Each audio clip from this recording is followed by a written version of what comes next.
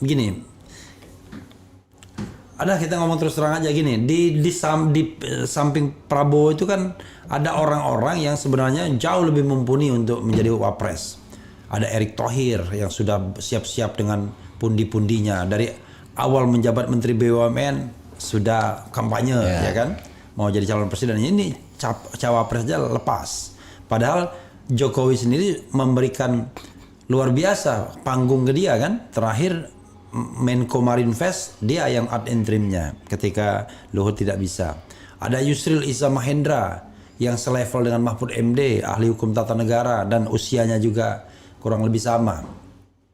Ada 3 orang yang kurang lebih sama kan, Pak Jimli, Yusril dengan Pak Mahfud. Kemudian yang ketiga ada Zulkifli Hasan yang sudah menjabat semua eksekutif, legislatif dan bahkan lincah juga, ya kan, lincah orangnya, ketua umum partai politik. Ada Erlangga Hartarto, ketua umum partai yang pemenang nomor 2, kursi nomor 2. Tapi mereka ini lewat semua dengan anak kecil. Makanya saya bilang ngakak gitu. Oke, kalau silakan. kita melihat kan begini, Bang Raffi. Kita harus menaruh hormat kepada PDI Perjuangan. Ya. Itulah contoh suatu partai yang dia bisa menyalonkan ketuanya sendiri. Menjadi wakil presiden dan akhirnya menjadi presiden. Kayak gitu. Setelah itu sekarang mencalonkan lagi kader yang terbaik yang menjabat gubernur. Gitu. Yang kedua adalah Partai Demokrat. SBY. Gitu. Dia buat partai, kemudian dia ketua partai, dan dia menyalonkan sendiri.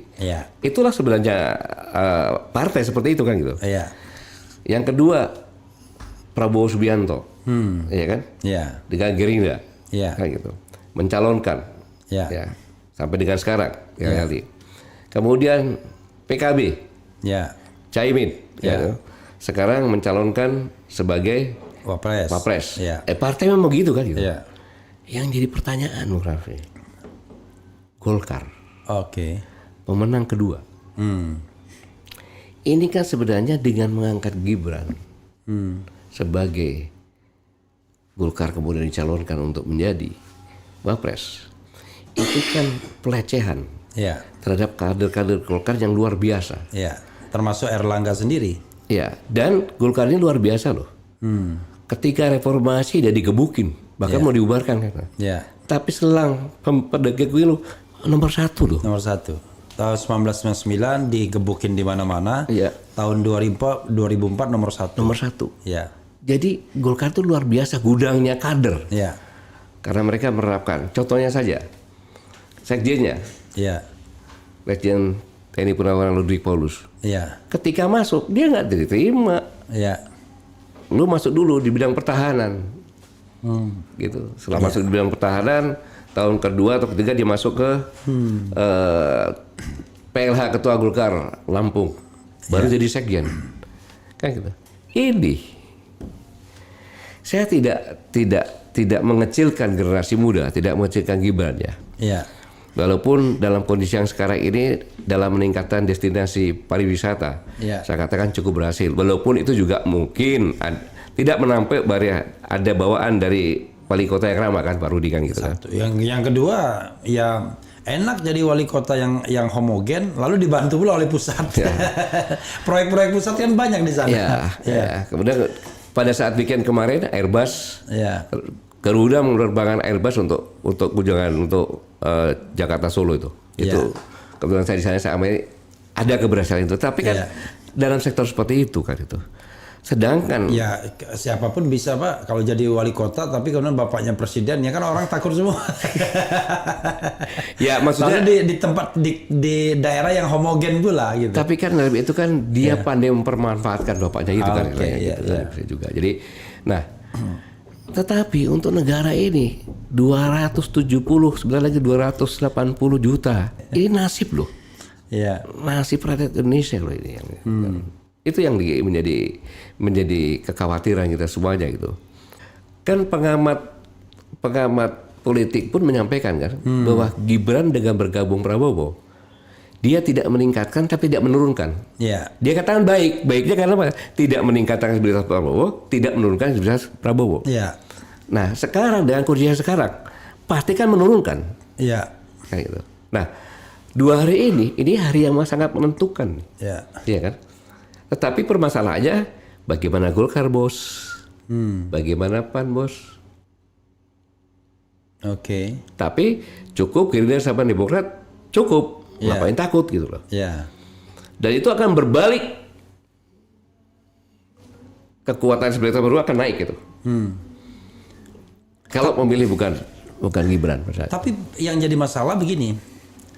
Kan orang lain mengatakan berharap poros keempat sebenarnya. Iya. Dan kuncinya di Golkar. Iya. Kalau Golkar mau jadi calon presiden, maka gampang sekali. Yaitu dia cukup pergi dan bawa satu partai. Entah itu Demokrat, entah itu PAN. Pasti Demokrat mau, PAN mau. Demokrat berarti AHY, kemudian PAN pasti mau kan, dengan Erick Thohirnya. Jadi dapat. Cuma mereka kan sudah diancam dari awal semuanya itu, ya kan? Ya Erick Thohir, ya Zulkifli Hasan, ya ini. Yang nggak terancam cuma SBY sama AHY, tapi nggak bisa sendirian dia.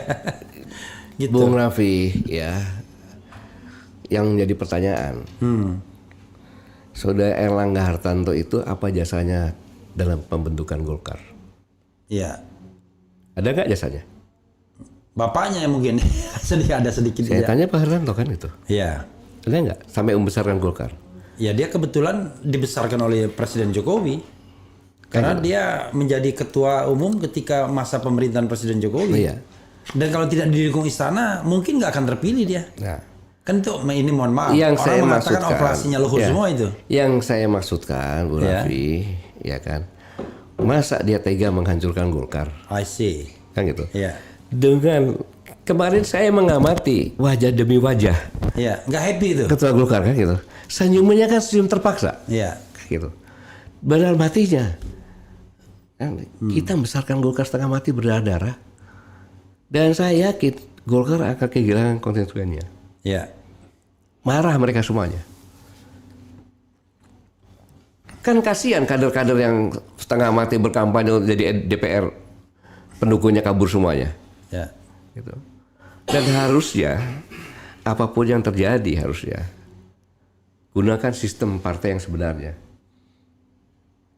Bukan cara seperti itu. Maksud Pak Gatot walaupun ya sekarang kan sudah kita lawan saja lah, berkorban daripada partai Golkar akan hancur. Toh Caimin melawan juga. Iya. Artinya sekali-sekali melawan ya nggak apa-apa. Apalagi sudah menjelang pendaftaran gini kan. Udah nanti pas pendaftaran tiba-tiba Erlangga berpasangan dengan AHY. Kemudian apapun. Prabowo dengan tetapi saya katakan kalau toh nanti dia dipidanakan, orang mengatakan dia pahlawan. Iya. Kan? Dan proses pidananya akan dikutuk sama orang. Iya. Mengapa harus takut? Karena harapan Golkar ini kan partai nasional gitu loh. Yang menjaga stabilitas ini selama ini. Kok bisa seperti ini gitu loh. Jadi Pak Gatot pengennya 4 pasangan gitu. Paling bagus begitu. Apapun Prabowo sama siapa Gibran. Ya. Nah, tapi harus didukung oleh partai. Kalau nggak didukung oleh partai, nggak bisa nyalon. Ya, saya bukan pengennya ya. Saya bukan pengennya, tetapi selamatkanlah Golkar. Oke. Gitu loh. Ya menyelamatkan Golkar itu artinya mengajukan nasional juga kan. Menjadikan gitu. calon sendiri kan. Ya. Atau tidak calon sendiri kan gitu. Tapi calon yang berkompeten gitu loh. Iya. Gitu loh. Kan dia banyak kader-kadernya juga.